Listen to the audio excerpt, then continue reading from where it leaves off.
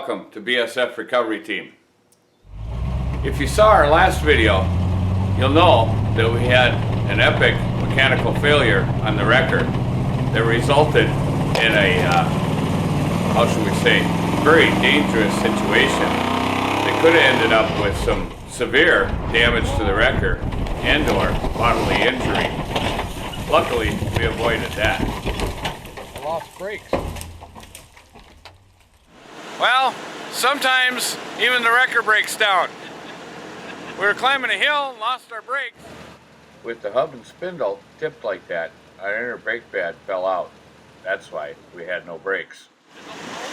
Well, we're gonna try and make it back to the parking lot. Then we gotta figure out how to get it on the trailer. Well, it's not a broken spindle cone. It's my own fault. It's lack of maintenance. We toasted a set of bearings.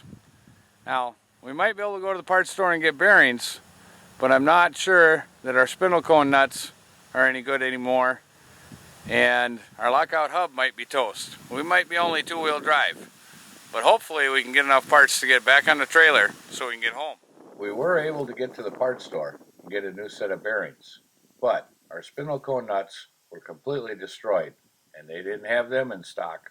That was quite a day, but we were able to get it back together after running to the parts store and pounding the bearings back onto the damaged spindle. We were able to get it back together enough to get it on the trailer and get home. I did notice though that we ended up with our first body damage. When we came rolling down that hill out of control with no brakes, we ended up in the trees. Well, had to happen sooner or later. Yes, it was a result of gross lack of maintenance on my part. I would certainly like to blame somebody else or inferior parts, but the fact of the matter is, it's all my own fault. You see, normally, after a whole summer of wallowing through the mud and putting the wrecker through its paces, I do a complete service to the front end, differentials, go over the whole wrecker. But last year, when I broke the frame in the old wrecker, well, we committed a cardinal sin in the automotive world.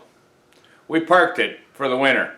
And then, to compound the problem, this spring, when we built the new wrecker here, well, to save time in the mad rush, we just swapped out the complete front axle and didn't take anything apart. But on the bright side, that does give me the opportunity now to show you some tips on how to do a proper, complete service to the front end. Before I can show you those tips I wanted to teach you, we got to get the wrecker apart. And if you remember, I had to literally pound the outer bearing onto the damaged spindle to get the wrecker together enough to get it back on the trailer. That poses a little bit of a problem. Normally, you'd be able to just pull this off. In this case, we're going to have to get a little more aggressive. And of course, we have tried to pry it off, but that isn't going to work either. My first thought was to grab the slide hammer with a hub adapter so we can hammer it off. Unfortunately, the hub adapter does not fit the big 3/4 ton or 1 ton 8-bolt hub. So now we're going to have to think of something else. I do, however, have a unique puller here that is a very old design. It's been used for years for pulling hubs off of 2-piece tapered axle shafts, like the early Willys Jeeps or the AMC Model 20 axle. I'm thinking that might do the trick for us.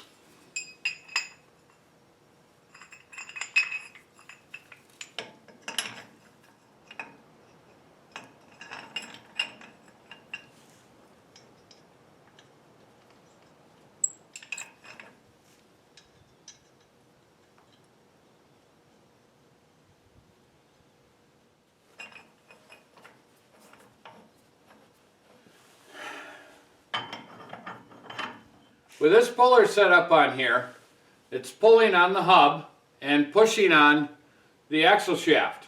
The inner axle shaft yoke should bottom out against the axle housing here and not cause any damage to any other components. We should be able to pull pretty hard and get this hub off of the spindle.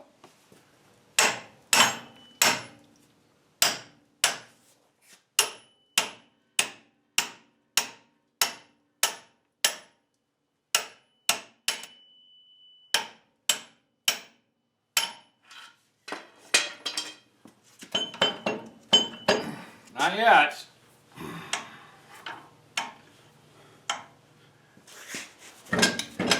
Oh. There we go. Now, hopefully a regular 3-jaw puller will be able to get the inner bearing off. And we have success. Let's see if we can get a good view of how damaged the spindle is. Yeah. All because I was too lazy to pack the wheel bearings. Now, in order to get the spindle off, we got to get all these nuts off. I'm going to have to get some metal out of the way first though, and hope we can pound a socket onto those nuts yet.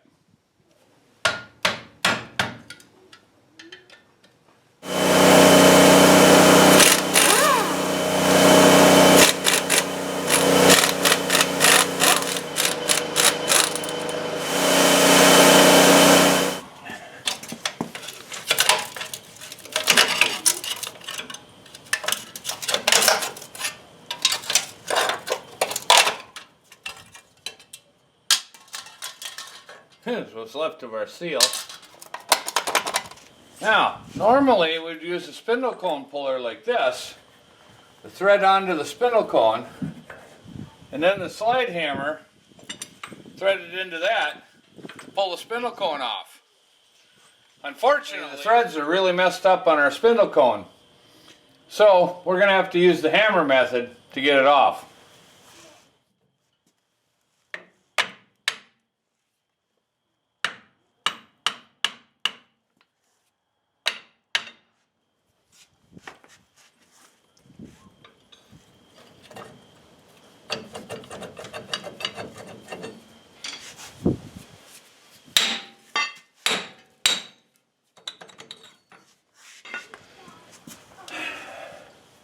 There, now we're down to salvageable components. We can start cleaning things up and show you how we put it back together.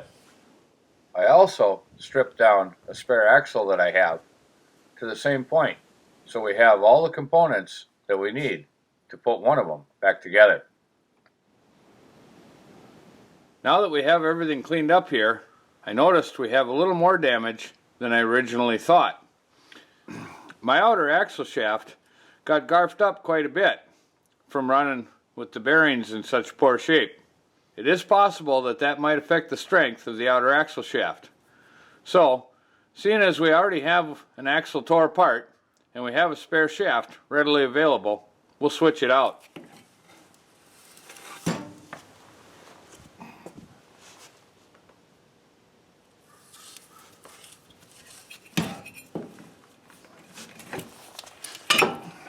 Now for my first tip. In here on the outer axle shaft there's a few components. One is a bronze thrust washer, sometimes plastic. It sits right in here on the outer axle shaft. The other two are rubber seals. One's a dirt seal that goes out here on the outside of the washer, and the other is a grease seal that sits here on the inside. When you're doing a complete service of the front end, it's a good idea to, at the very least, take these components off, clean them up, and re-lubricate them. A little fresh grease is all that's needed. Be sure that the chamfered side is towards the axle shaft.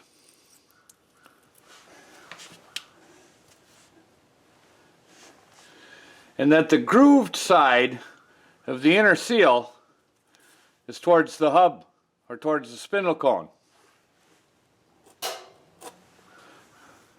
A little more grease and you're all set. Now, before we put the spindle cone on, a couple more tips I'd like to talk about. First of all, some of you may or may not know that inside the back of the spindle cone here, there is a needle bearing. On some of the earlier axles, it was a bronze bushing. But since the late 60s, early 70s, they started putting needle bearings in here. It's another bearing that should get serviced when you service the front end that often gets neglected. It's very simple. You just wash it out. If it's in good shape, stick some grease on your finger, pack it in there again.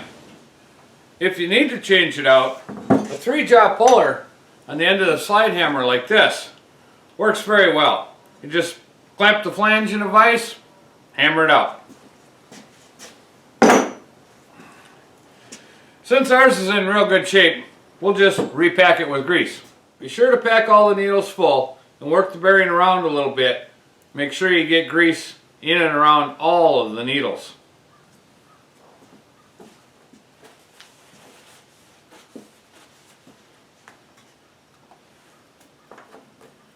Now, with that part of the spindle ready, before we put it back on, I want to show you the proper way of assembling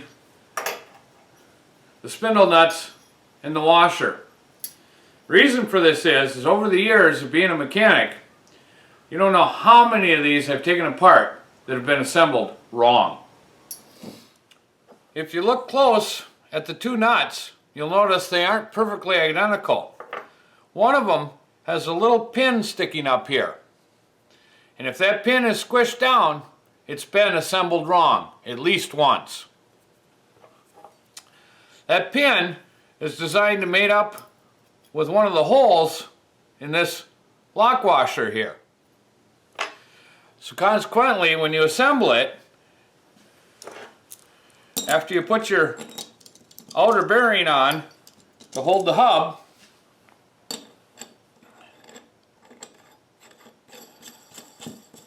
the outer nut gets threaded on to set the bearing tension with the use of a proper socket. If you notice, there's a notch in the socket that protects that little pin there. After the bearing tension is set, then this washer here goes on. It has a tab that lines up with a notch in the spindle cone, and then one of the holes in the washer is supposed to go over the little pin. If after you set the tension with your spindle nut and the pin doesn't line up with one of the holes, you can do one of two things. You can try turning the washer over, and then one of the holes might line up, or you're going to have to adjust the nut just a little bit one way or the other. And then it should sit on there flat with the pin sticking through the holes. And that locks the inner nut in place so it cannot rotate. Then the outer nut gets threaded on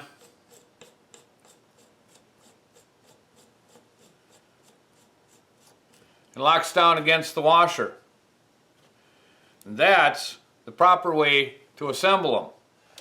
With that little bit of preaching done and over with, we can now put our spindle cone back onto our steering knuckle. On a Dana 60 like this, there is only one way to fit the spindle cone back over the studs.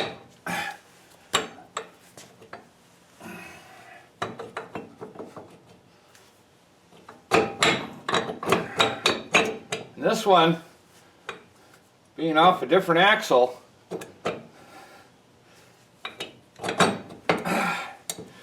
is being a little stubborn to go back on. On a Dana 44, the studs are symmetrical. So there is several different clock positions you can put the spindle back on. It's kind of important to know which way it came off. Otherwise, you might change your alignment a little bit. After the spindle cone's on, of course, we can put our brake anchor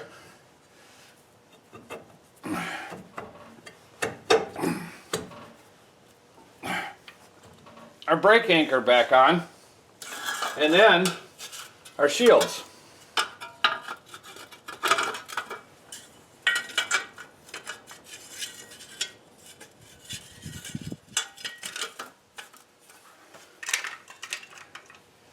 And then, of course, our washers and nuts. When you tighten everything down, it's best to use an alternating pattern, just like you would when putting the wheel back on. And then, of course, there is a torque spec. In this case, a Chevrolet Dana 60, they get torqued to 65 foot-pounds. On most Chevrolet Dana 44s, it's only 45 foot-pounds. With our wheel bearings properly packed, we can now install the new used hub from our salvage axle.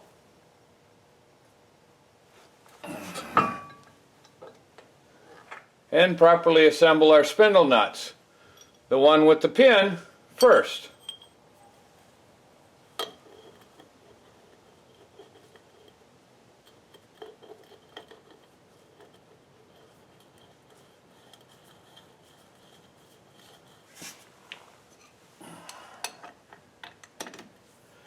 Setting our bearing preload.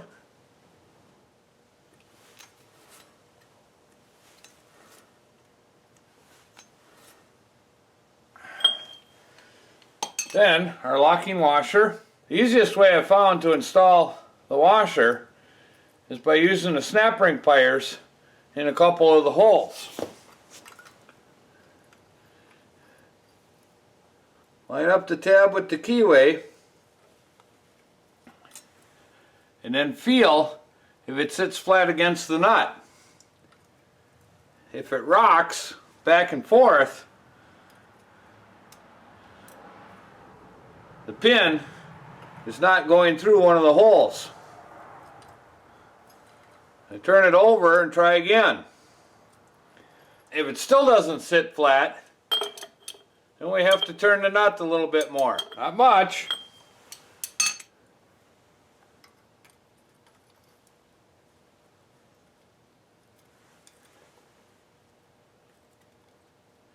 Still rocking back and forth.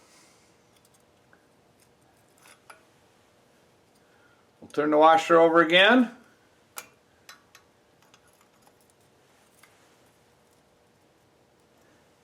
And there it is. Now the outer nut to lock everything in place.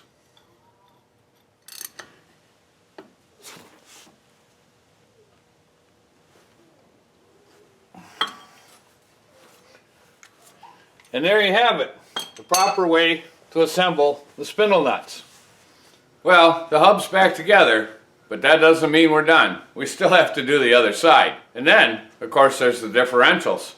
If our bearings got that much mud and water in them, you know there's mud and water in the differentials. So we better swap out that fluid too. And then, there's also the problem with I lost the brakes and I still don't have any brake pedal. I'm pretty sure I know what that is, but maybe we'll do a video on that later. I think next week we'll get back to doing what the wrecker does best, recoveries. Thanks for watching, BSF Recovery Team. Keep wheeling, stay safe, and maybe we'll see you out there in the woods.